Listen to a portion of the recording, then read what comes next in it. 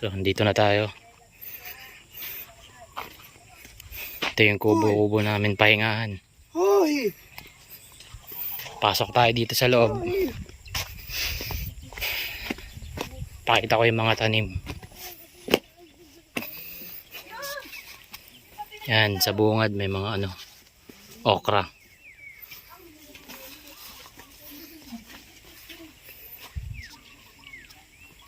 Kakapitas lang din kanina. Marami yung bunga yan kanina.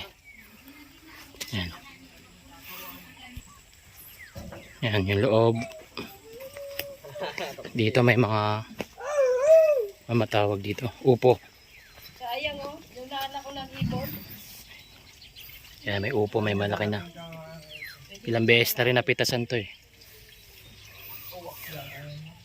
Yan, may kalabasa rin. Patola. Medyo tuyo na yung mga bunga niya. Okra din dito, saging. Yan. Okra. Yan, may talong. May mga talong dito, sitaw, ayan oh.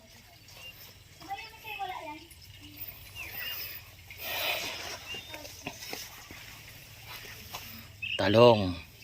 Konti pa lang yung bunga.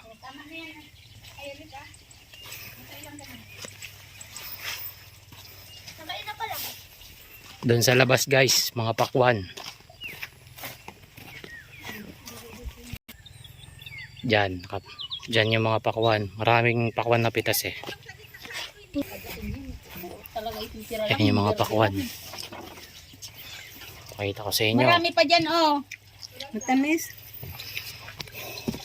Yan yung mga pakwan. Ang laki oh. Sa gitna mo lang. Yung iba maliliit pero hinog na yan.